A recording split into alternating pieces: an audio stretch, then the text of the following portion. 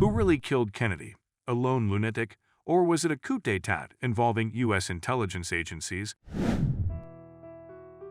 On November, 24-year-old former Marine Lee Harvey Oswald had just gone to lunch, where he liked to eat alone, sitting in a corner of the dining hall. The dining room was on the second floor of the 6-story Texas School Book Depository building, where Oswald worked part-time in the warehouse. Warehouse secretary Caroline Arnolds saw Oswald at the lunch buffet around 12:15 p.m.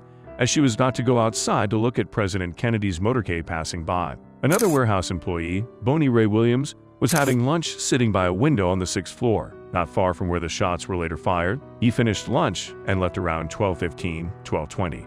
Boney later testified that he did not see any employees on the 6th floor.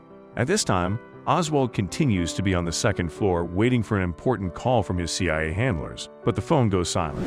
About 1.5 to 2 minutes after Kennedy's assassination, a patrol policeman searching the book depository building bumps into Oswald in the 2nd floor cafeteria. An officer passing by tells the patrolman that Oswald works here, and the patrolman runs off. Asked by Oswald what happened, the officer replies, "The president was murdered." The Warren Commission would later have the public believe that Oswald fired 3 shots in 6 seconds, covered his tracks and hid the rifle, rushed down from the 6th floor to the 2nd floor, overtook 2 witnesses on the stairs who did not see him, and in 90 seconds after shooting Kennedy, was in the 2nd floor cafeteria, no panting, no matter what. What is Oswald doing in reality? He takes the time to leave the building through the back door, even though the police could seal the building at any moment. He takes a bottle of Pepsi from the vending machine and leisurely walks to the main exit, where he and several other warehouse employees calmly leave the building without being stopped or checked by the police, who are already outside the building. All other shots were fired from the book depository, and almost 10 minutes had already passed. The police still had not given the order to seal the building or detain anyone who was there, which is very strange. Seeing the commotion outside, Oswald realizes that things are very serious. The president has been assassinated, and there has never been a call from the CIA. In fear, he rushes to his apartment, where he arrives about 30 minutes after Kennedy's assassination. At home, he takes his .38 caliber revolver and quickly leaves the apartment. Next, according to the Warren Commission, fabulous things begin to happen. Patrolman Tippett was killed between 1:15 and 1:20 minutes, a mile and a half from Oswald's house, and there is not a single person who saw Oswald running down the street. He is believed to have been the one who shot the policeman and fled. At the same time, one of the witnesses to the officer's murder later did not recognize Oswald as the man who attacked the patrolman. Another woman who saw the patrolman killed from the porch of her home said there were 2 shooters and they fled in different directions. The 2 witnesses who saw the patrolman killed were never called to a Warren Commission hearing. At the same time, Oswald was at a movie theater in Texas, 5.5 kilometers away from where the policeman was killed 10 minutes later. Another interesting thing is that already at 12:44 p.m., 14 minutes after the president was killed, the police radioed the exact description of the killer, and it matched Oswald's appearance exactly. Next, not far from the Texas movie theater, Oswald is seen by a shoe store owner who identifies him from the police radio. Oswald walks into the movie theater. He may have had an appointment there. The store owner follows Oswald to the movie theater and asks the cashier to call the police, after which about 30 patrol cars arrive at the movie theater. An incredibly amazing case of police intuition in catching criminals in history. And most likely the police were warned in advance that this particular movie theater would be where the president's killer would be. The police arrest Oswald, and a crowd of reporters has already gathered outside the movie theater, cursing Oswald in every possible way, even though he himself cannot understand why everyone is so furious at him. When Oswald was brought to the station, he was accused of killing a patrolman. No lawyer was provided, and hours of questioning were undocumented. The next morning, he was accused of murdering the president without even conducting an investigation. The whole country, thanks to the media hype, easily accepted that he was to blame. On the same day, Jack Ruby, a nightclub owner and gang member, infiltrates the parking lot below the precinct thanks to a friend from the Dallas police. Oswald is led into the parking lot by a group of investigators. Reporters crowd around, and Ruby shoots him point blank in front of everyone. It's over. Oswald dies on the spot. He's been sacrificed like a lamb to the slaughter. Within minutes, the story of Oswald, the assassin of President Kennedy, goes around the world. In America, they say that this day changed the world forever for the people of the United States. And this was only the first death in the whole story. Soon after these events, many witnesses who saw several gunmen on the day of the president's assassination would die under strange circumstances. Other witnesses will begin to recant their testimony. The investigation protocols will begin to disappear, as will the evidence. Miraculously, a 26-second documentary video shot by Abraham Zapruder in Dallas on the day of John F. Kennedy's assassination was found. The tape captures the movement of the presidential motorcade and the two shots hitting Kennedy in the neck and head. The tape would eventually play a very important role in the investigation of Jim Garrison, the New Orleans district attorney who would prosecute the banker Clay Shaw, whom Garrison would find guilty of complicity in the murder of John F. Kennedy. So, why couldn't Oswald be President Kennedy's assassin? 1. Aside from the story above about Oswald's detailed last day, which clearly shows that Oswald, not being Superman, could hardly have pulled off such a complicated operation on his own, there are several other inconsistencies mentioned in the Warren Commission. 2. There were more than one shooter. This is clearly seen in the Zapruder film, because the trajectory of the bullets was from different directions, not just from Kennedy's back. 3. If Oswald was not Superman, how could he have known the exact route of the president's motorcade, the time of his arrival, and prepared everything to make the assassination attempt alone? 4. The magic bullet theory. The first bullet, according to the official version, hit Kennedy in the back, went through and out through the neck, also wounding the back and wrist of John Connally, who was sitting in front of him. It went through 7 times in total. At the same time, when testifying before the Warren Commission, Connally said that he was certain that he had been wounded by a second shot, which he did not hear. The members of the Warren Commission proposed the single bullet theory to resolve this controversy. They argued that Governor Connally was hit by the same first bullet that struck the president in the back and exited through his throat. What can I say? Such a superb bullet would be worthy of a separate video. Acoustic analysis of the shots. According to interviews with eyewitnesses, it turned out that 49 people heard shots from the side of the book depository. 21 people heard shots from the side of the grassy hill in front and to the right of the route of the presidential motorcade. 4 more people said that they heard shots from other directions. As a result, by comparing all the evidence, we were able to conclude that 6 shots were fired from 3 different points. Having said all this, I would like to say a few words about possible motives for Oswald's murder of JFK, and the point is, there are none. The Warren Commission was not provided with any evidence that suspect Oswald was part of any conspiracy against the president, whether by marginal groups or underground communist movements. If Oswald chose to do this for his own motives, what were his motives? After all, Oswald was a Marxist, as he said of himself, and Kennedy at the time went about rapprochement with the Soviets. So personal motives for killing the president make no sense.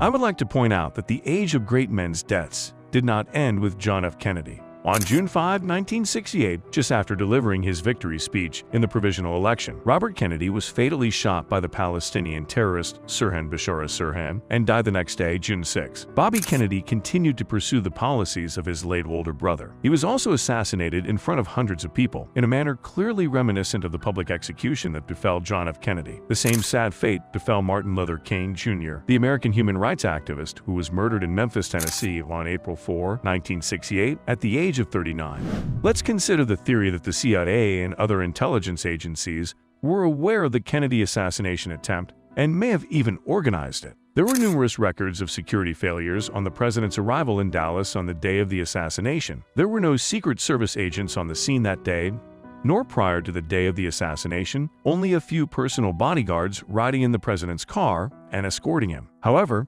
immediately after the assassination, the police encountered various characters who showed Secret Service identification and soon disappeared from the scene. No one saw them again. 12 people were detained that day, but not a single report was ever drawn up. These men also disappeared. Kennedy was driving in an open car, and it was moving very slowly. An unplanned turn was made. Even a child with a slingshot could have shot the president if he wanted to. There were no perimeter snipers deployed that day, no Secret Service observers. It felt like President Kennedy was being led to the slaughter, knowing what was going to happen, so they didn't bother to keep him safe.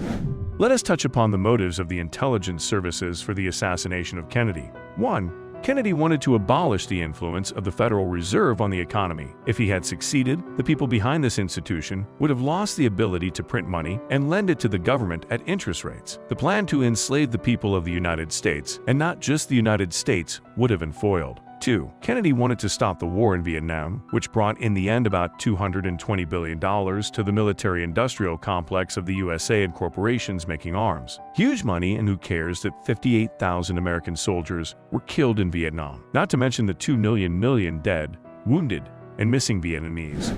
Kennedy wanted to cut off the hand of one of the most lucrative business scams, because it is the government that uses taxpayers' money to buy weapons for waging wars from private corporations, and those corporations get immensely rich from this cooperation. 3.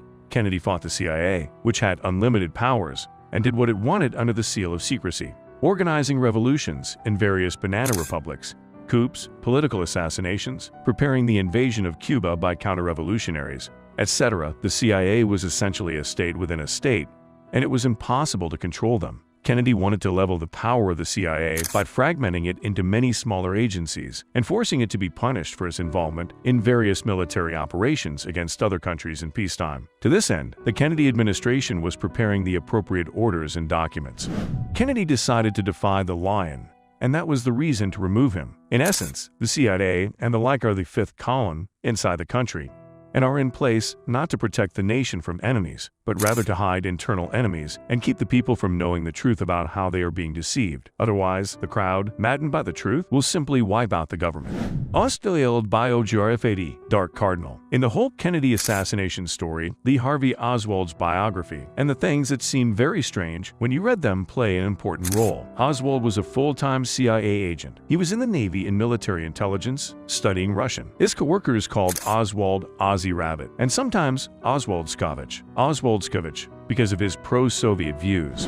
In October 1959, shortly before his 20th birthday, Oswald comes to the Soviet Union. This trip is planned in advance. On October 31, Oswald appeared at the U.S. Embassy in Moscow, stating that he wished to renounce his American citizenship. The U.S. Marines' flight to the Soviet Union was reported on the front page of the Associated Press and other newspapers in 1959. The Soviets give Oswald permission to live in the USSR. He lives in Minsk, works as a turner at the Lenin radio plant in Minsk, and marries a local girl.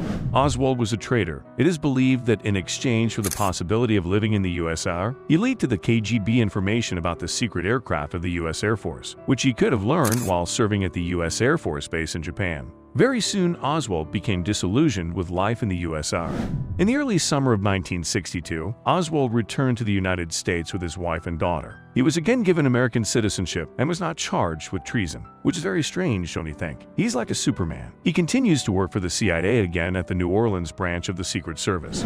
After reading Oswald's very strange biography, it begs the question, who was he really? The feeling was that a character like Oswald, who was also mentally unstable, was the perfect candidate to assassinate the president, a scapegoat to blame. It is possible that he was a Manchurian candidate, a brainwashed special agent. His strange trips to the USSR, then his return home without any problems look as if he was hypnotized or was performing an operation of the highest secrecy. But one thing is clear, Oswald was not just an ordinary serviceman, but rather was chosen for one important special operation in the future, the assassination of the President of the United States. Thus, it becomes clear why Oswald was sent to the USSR. This is how the U.S. Secret Service wanted to discredit Oswald to the public and make him look like a psychopath and possibly a double agent. The CIA myth goes like this. Oswald learns Russian, considers himself a Marxist, is recruited in the Navy, then is given a mission and flies to the USSR. There he defected to the Soviets, he is recruited by the KGB, and on returning home he becomes a wolf in sheep's clothing, a double agent. This gives the impression that Oswald was really out of his mind and did incomprehensible and contradictory things, which makes him a good fit for the role of a psychopathic killer.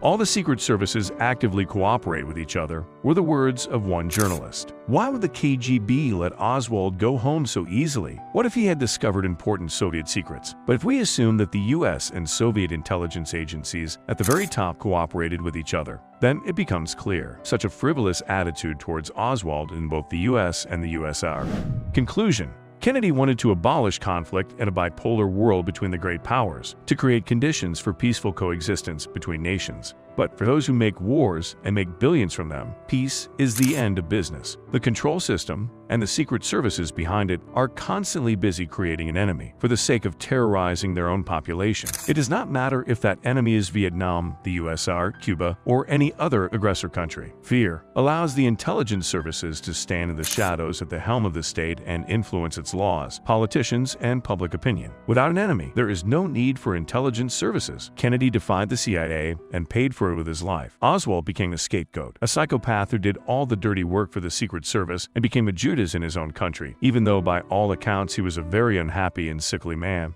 What would you like to see next video on our channel? Tell us in the comments.